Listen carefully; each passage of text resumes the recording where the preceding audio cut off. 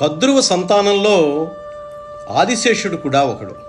అయితే కద్రువ తన మిగిలిన పిల్లలు గరుత్మంతుని ఎడల, వినతి ఎడల వారి ప్రవర్తనకు పరితాపం చెంది ఆదిశేషుడు వారి నుంచి దూరంగా వేరైపోయాడు. అయితే ధర్మపక్షపాతి అయిన వ్యక్తికి ఎప్పుడూ ఈశ్వరానుగ్రహం ఉంటుంది. ఎవరితో కలిసి ఉన్నారు, ఎవరితో విడిపోయారు అన్నదానికి ప్రాతిపదిక ధర్మమే అయితే దానికి భగవంతుని కృప ఎప్పుడూ ఉంటుంది. ఆదిశేషుడు బ్రహ్మగారి గురించి తపస్సు చేస్తూ గంధమాదన పర్వతం, బదరీక్షేత్రం, హిమాలయాలు, గోకర్ణం, పుష్కరారణ్యం ఇటువంటి అత్యంత పవిత్రమైన క్షేత్రాల్లో తపస్సు చేశాడు. ఇక్కడ ఒక విషయం చెప్పుకోవాలి. భారతం చదవడము, భారతం వినడంలో ఒక గొప్ప విశేషం ఏంటంటే కొన్ని క్షేత్రాల పేర్లు, కొన్ని పర్వతాల పేర్లు స్మరించినంత మాత్రం చేతే ఈశ్వరానుగ్రహం కలుగుతుందంటారు. వాటిని తలుచుకోవడం చేత శుభాలు కలుగుతాయి. ఆదిశేషుడు తపస్సు చేసిన పర్వతాలు, క్షేత్రాలు అంత గొప్పవి. గోకర్ణంలో తపస్సు చేస్తూ ఉండగా చతుర్ముఖ బ్రహ్మగారు ఆదిశేషుని తపస్సుకు మెచ్చి ప్రత్యక్షమై ఏం కావాలో వరం కోరుకోమన్నారు. అప్పుడు, ఓ బ్రహ్మదేవా, నా తల్లి అయిన కద్రువ తమ్ముళ్ళు మూఢులై ధర్మాన్ని, యుక్తాన్ని విడిచిపెట్టి నా సవతి తల్లి అయిన వినతని, ఆమె కుమారుడైన గరుడిని చాలా ఇబ్బందుల పాలు చేశారు. వాళ్ళకి ఓర్వలేనితనం ఎక్కువ, దాన్ని నేను అసహ్యించుకుంటున్నాను. వాళ్లతో ఉండడం నాకు ఇష్టం లేదు. తపస్సు చేస్తూ దేహభారాన్ని విడుస్తాను అని ఆదిశేషుడు చెప్పాడు.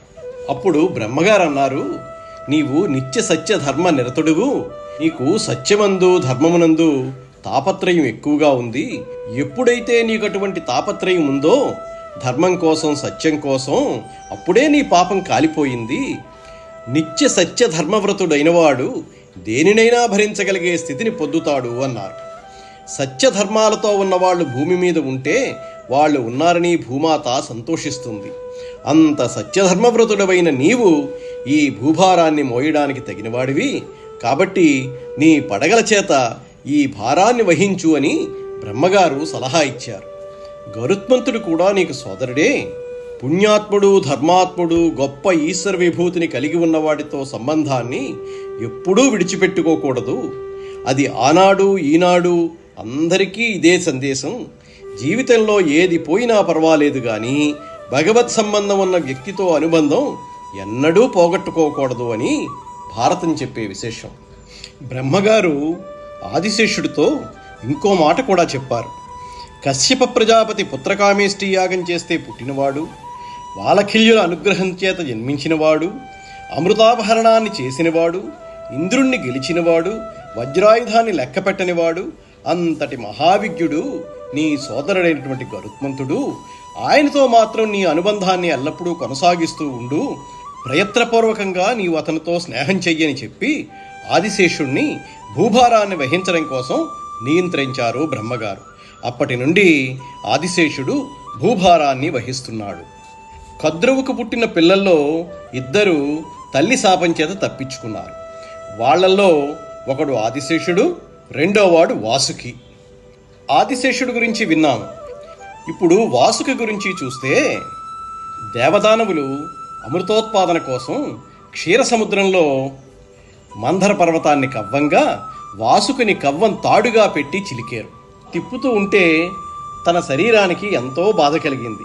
వాళ్ళ కోరిక తీర్చడం కోసం శారీరకంగా అలసిపోయినా ఈశ్వరుని కోసం శరీరమంతా బడలిపోవడాన్ని కూడా వాసుకి ఎంతో సంతోషంగా స్వీకరించాడు.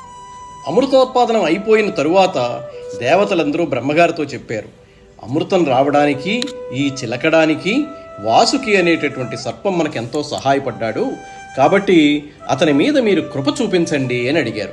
అప్పుడు బ్రహ్మగారు, పాముల తల్లి అయిన కద్రువ శాపం వల్ల మొత్తం పాములన్నీ కూడా జనమేజడి చేసే సర్పయాగంలో పడి మరణించాలి. కానీ వాసుకి చేసిన దైవసేవ వలన ఇతన్ని మినహాయిస్తున్నాను అని వరమిచ్చారు.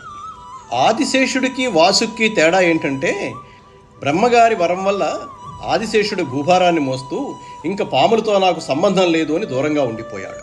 కానీ వాసుకి మాత్రం తల్లి శాపాన్ని నుండి బ్రహ్మగారి మినహాయింపు ఇచ్చినా మిగిలిన పాములన్నీ పడి చచ్చిపోతాయేమో అని బెంగ పెట్టుకున్నాడు వాసుకి. ఇక్కడ ఒక విశేషం ఉంది. కద్రువ తన పిల్లలకి శాపాన్ని కృతయుగంలో ఇచ్చింది. జనమేజయుడు సర్పయాగాన్ని కలియుగంలో ప్రారంభం చేశాడు. ఒకసారి ఇచ్చిన శాపం ఫలించాల్సిందే. యుగాలు మారినా జీవుడి ఖాతాలో పడిపోయినది పోవడం అన్నది ఉండదు.